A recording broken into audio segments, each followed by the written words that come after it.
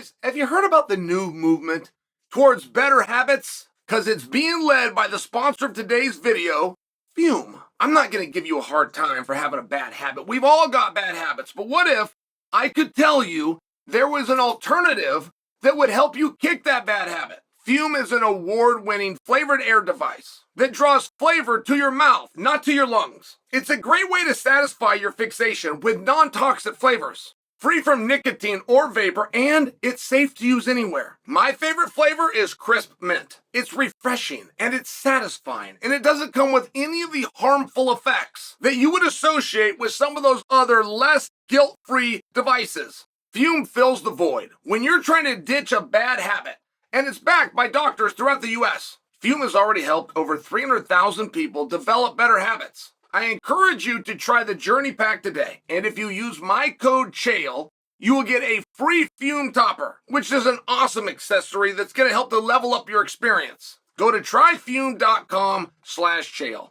or scan the QR code on the screen. I don't find myself talking about Francis Ngannou very often. I can't make any money talking about Francis Ngannou. I cannot get sponsors, I can't get clicks, I can't get back and forth in the comment section. There's just not enough of you that care on any topic that involves Francis. And that's not meant to be mean. But there is no boxing fight Francis has ever done that's made money. There's no boxing fight that you could even imagine that he would do where you could possibly, as a reasonable person, feel you are going to generate a return on your investment. There is a mixed martial arts fight, and that is with Jon Jones. And that is not going to be some record-setting night of business. I'm just talking about you will bring in more than you put out. You will find investors that think, hey, that makes sense. All right. I read an article today, and Francis was talking about Jon Jones. And he, of course, was talking about the obstacle, that's the exact word used, that Dana White presented in getting that fight done. Do you understand when contracts were set up at the Ultimate Fighting Championship, this was not done by an evil empire for evil reasons. This was done in a reasonable manner that I'm going to sign a contract where I'm going to have to make good on 3 fights per year for you. And the 754 other guys I have under contract. Now, I don't have 754 weeks in a year or venues I can play, commissions I can work with. So I'm going to have to play the venue game. I'm going to have to go get venues. I'm going to have to cultivate a market. I'm going to have to advertise, market, get the billboards up, get the tickets for sale. And I'm going to have to do that so goddamn many times just to cover the spread against the 3 fights per year I own to 754 athletes. Do you understand how wildly difficult that is? Now, no, I can't do that. I don't have that kind of money. So I am going to go raise money. I'm going to go borrow money. Hard money, soft money, institutional money, private money. I'm going to go borrow. But when I go to borrow it from these people, I've got to be able to show them that I have something. And the only thing I can monetize with a fist fighter is the fight. The performance itself is the only thing. And by the way, in this business of having 756 guys under contract, 750 of them are losers financially. 750 of them are interchangeable mediocrities where it does not matter what I do or who I do it with. I'm going to get beat, but I got 6 that are going to keep the lights on for absolutely everybody. And to get those 6, I need 750 under contract, and here's the math, and here you go. Do you understand from that perspective? If you've ever borrowed money, house or a car, okay, the two most common things where you'd have to go and work with the bank. The bank doesn't want to be in the real estate business. They don't want your house. But they can't just give you the money to go buy a house. They'll give you the money to buy a specific house in exchange for putting them in what's known as first position, meaning if you don't pay back the money that you borrowed, they have the ability to take the house. They don't want to do that. And they're going to vet you ahead of time. They're going to look at it. They're going to believe in you. And they're going to believe that it's a good deal, but just in case. And there's no exception around the just in case. They will not loan you a $500,000, for example, to go buy a home if you do not put them in first position on that very home. It is a small level of protection, but it is needed and necessary. And the same thing goes with your automobile. Okay? All right. Nobody is going to loan money to the UFC or anybody else if the UFC can't show that they have something. What else would that money possibly be going to? It's got to go to something. And this is where you come up with what's known as structure. And the structure is quite easy. It's the same as all of you guys have, which is don't do this very job for somebody else. You can do another job. You can have another job. You can have 2 and 3 other jobs. But don't do this very job for somebody else. You do it over here. That's it. That's the structure that the evil empire has put together. All right. Now, would Francis fight Jon Jones? In my heart, I believe yes. Is Francis scared of Jon Jones? Probably. But is he so scared of him that he won't do something? No, I don't think so. No. I would imagine Jon Jones is terrified of Francis. I would imagine Francis is terrified of Jon Jones, right? The difference is, and that word gets thrown up around a lot in our industry. The difference with the fighter is that will not preclude the fighter from doing something. Fear in and of itself. But do you want to do it? And that is a very different question. And if you're going to the top of the bill and the top of the marquee and you're doing things that affect legacy and they affect the way the story will be told throughout history, it's very important that you're doing something that you want to do.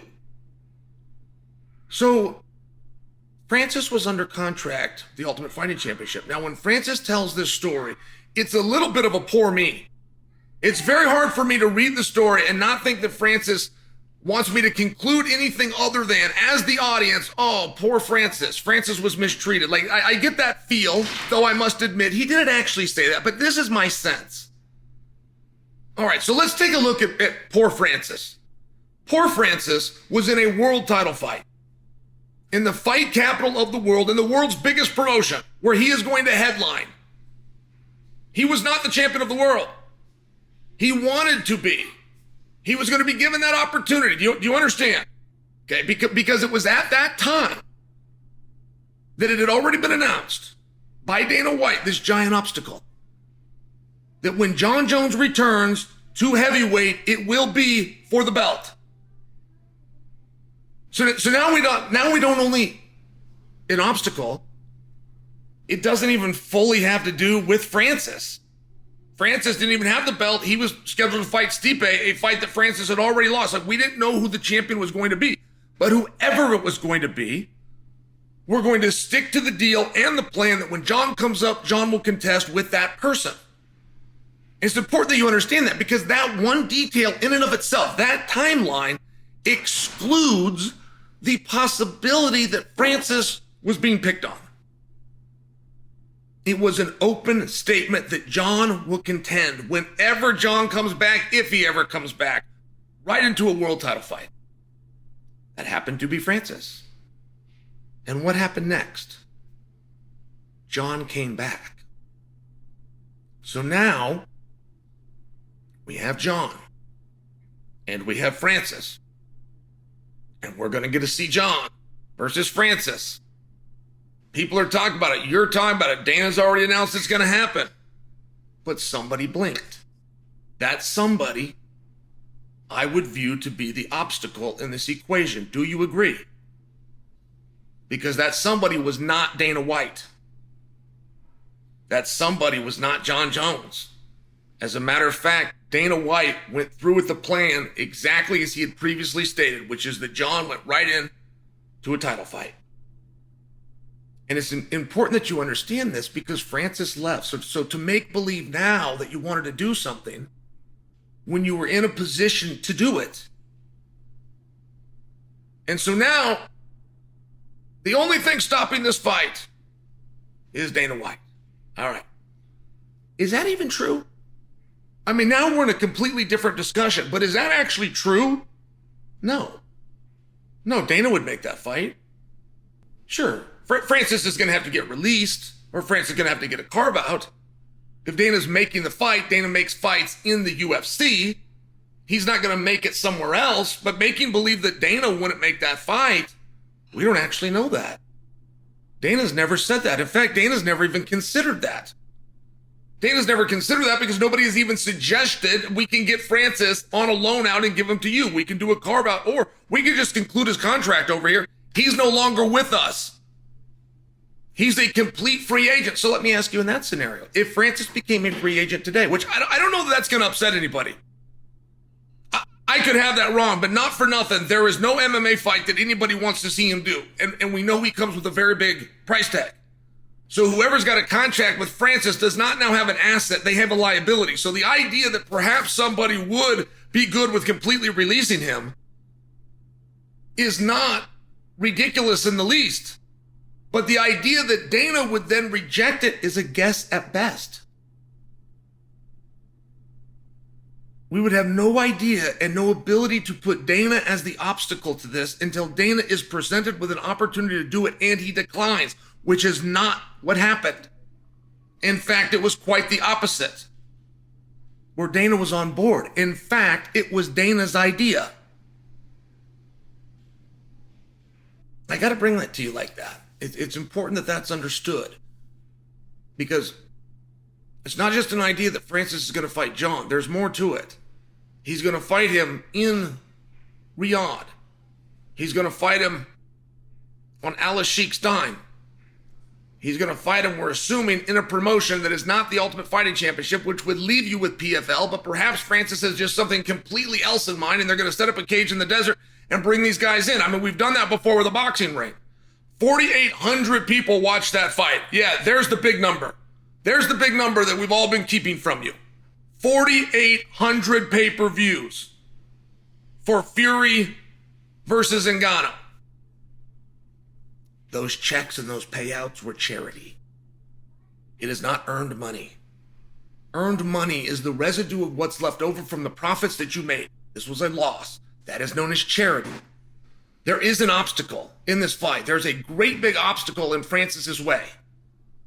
But it's not Dana White. And if Francis would like to see or speak to that obstacle, he can do it every morning when he looks in the mirror.